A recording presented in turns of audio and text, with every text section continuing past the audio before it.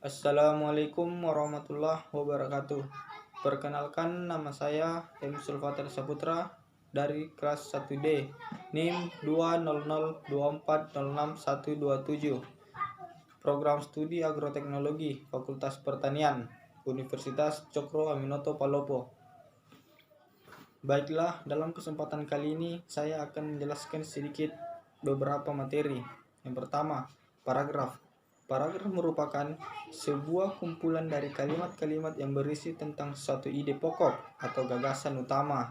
Sebuah paragraf yang baik akan memberikan bantuan pembaca serta penulis dalam membuat artikel yang baik serta memperbaikinya.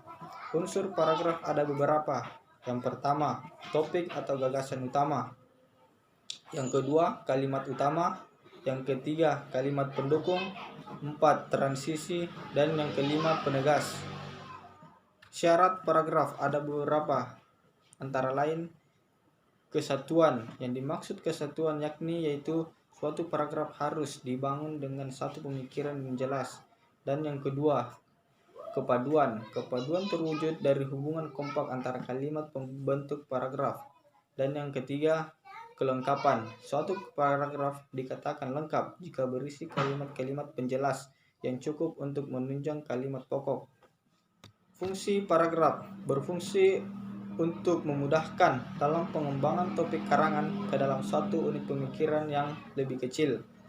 Berfungsi untuk memudahkan dalam pengendalian variabel, terutama karangan yang terdiri dari beberapa variabel. Ciri-ciri paragraf. Yang pertama, letaknya agak kedalaman, ke dalam 5 ketukan spasi untuk jenis karangan yang biasa. Yang kedua, paragraf menggunakan pikiran utama yang dinyatakan dalam kalimat topik. Dan yang ketiga, paragraf menggunakan pikiran penjelas yang dinyatakan dalam kalimat penjelas. Jenis paragraf ada 5. Yang pertama, paragraf deskripsi. Yang kedua, paragraf eksposisi. Yang ketiga, paragraf narasi. Keempat, paragraf argumentasi. Dan yang terakhir, paragraf persuasi. Materi yang kedua, wacana.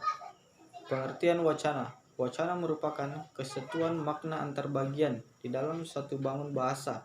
Wacana terikat oleh konteks dan jenis-jenis wacana. Jenis-jenis wacana berdasarkan fungsi bahasa. Yang pertama, wacana ekspresif. Suatu wacana yang bersumber pada gagasan penutur atau penulis sebagai sarana ekspresi atau wacana pidato. Yang kedua, wacana informasional.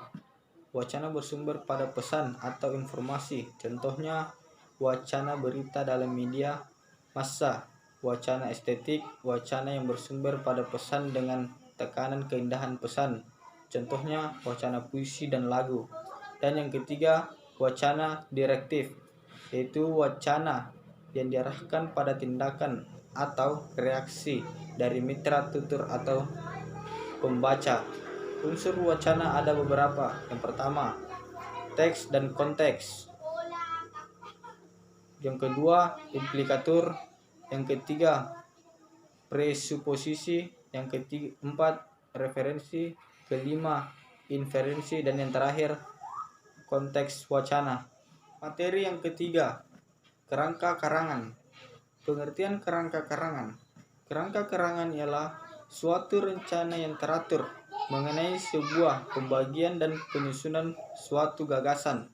Untuk jenis kerangka karangan yang belum mencapai final, maka bisa disebut dengan outline sementara atau garis besar untuk sementara. Fungsi dari kerangka karangan ada 3. Yang pertama, untuk memudahkan tentang pengendalian sebuah variabel. Dan yang kedua, untuk mencegah suatu ketidaklengkapan di dalam bahasa.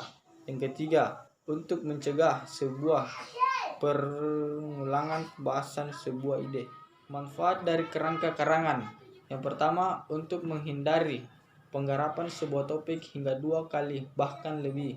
Kedua, dapat memudahkan bagi penulis untuk mendapatkan materi pembantu. Dan yang terakhir, agar suatu karangan dapat tersusun secara teratur. Pola penyusunan sebuah kerangka karangan ada 2, yaitu pola alamiah dan pola logis. Langkah-langkah dalam menyusun kerangka karangan ada 5. Yang pertama, menentukan sebuah tema dan judul. 2. Mengumpulkan beberapa bahan. Ketiga, menyeleksi tentang bahasa yang akan digunakan. Keempat, membuat suatu kerangka. Kelima, mengembangkan sebuah kerangka karangan. Materi yang keempat, ihwal karya ilmiah akademik. Karya tulis ilmiah adalah karangan ilmu pengetahuan yang menyajikan fakta umum yang ditulis atau dikerjakan sesuai dengan tata cara ilmiah dan mengikuti pedoman dan konvensi ilmiah yang telah disepakati atau ditetapkan. Jenis-jenis karya ilmiah. Yang pertama, laporan penelitian, makalah, artikel, skripsi, tesis, dan disertasi. Metode penulisan karya ilmiah. Ada beberapa, antara lain melakukan observasi dan menetapkan masalah dan tujuan, menyusun hipotesis, menyusun rencana penelitian, melaksanakan percobaan berdasarkan metode yang direncanakan, melaksanakan pengamatan dan pengumpulan data, menganalisis data, merumuskan kesimpulan dan data teori, melaporkan hasil penelitian. Sebuah karya tulis ilmiah harus mengungkapkan sikap ingin tahu, sikap kritis, sikap terbuka, sikap objektif, sikap rela menghargai pendapat orang lain, dan sikap berani mempertahankan kebenaran. Adapun karakteristik dari karya tulis ilmiah yaitu menyajikan pengertian, definisi tentang judul, istilah, atau permasalahan, mengurangi masalah, menerapkan teori, membahas, memecah, dan menyimpulkan masalah. Materi yang kelima, surat menyurat. Surat adalah media komunikasi yang berupa tulisan yang berisi informasi, pesan, pertanyaan, atau tanggapan sesuai dengan keinginan penulis surat.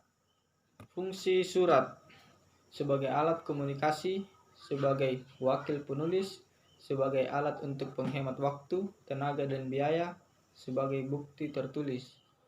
Bentuk surat: bentuk setengah lurus, bentuk lurus, bentuk lekuk dan gergi, bentuk resmi Indonesia Lama, bentuk resmi Indonesia Baru. Jenis-jenis surat ada 3, yaitu surat resmi, surat pribadi, dan surat niaga. Materi yang keenam, kutipan. Kutipan adalah pengambil alihan suatu kalimat atau lebih dari karya ilmiah lain untuk tujuan ilustrasi, untuk memperkokoh argumen dalam tulisan itu sendiri. Fungsi kutipan. Yang pertama, kegiatan pengutipan dapat menghindari pengutip dari kegiatan plagiarisme. Kedua, membantu pembaca yang ingin memahami lebih lanjut tentang ide pengutip. Ketiga, sumber pengutipan yang digunakan dapat memberikan nilai terhadap karya ilmiah yang sedang atau telah dibuat. Keempat, pengutipan yang tepat akan mengamankan penulis pada ide orang lain yang salah. 5. Memuatkan tulisan pengutip melalui kutipan yang dimuat dalam karya ilmiah. Jenis-jenis kutipan ada 2, itu kutipan langsung dan kutipan tidak langsung. Dan materi yang terakhir adalah daftar pustaka. Pengertian daftar pustaka menurut para ahli. Menurut Goris Keraf, yang dimaksud dengan daftar pustaka adalah sebuah daftar yang berisi judul buku-buku dan artikel-artikel. Fungsi daftar pustaka. Yang pertama, untuk memberikan informasi bahwa pernyataan dalam karangan itu bukan hasil pemikiran diri sendiri, tetapi hasil pemikiran orang lain yang penulis. Kedua, menjaga profesionalitas kita, atau jika kita sebagai penulis karya tulis terdapat tulisan yang kita buat. Dan yang terakhir, untuk melihat kebenaran bahan yang dikutip. Sekian yang dapat saya sampaikan, kurang lebihnya mohon dimaafkan. Wabillahi taufiq wal hidayah. Wassalamualaikum warahmatullahi wabarakatuh.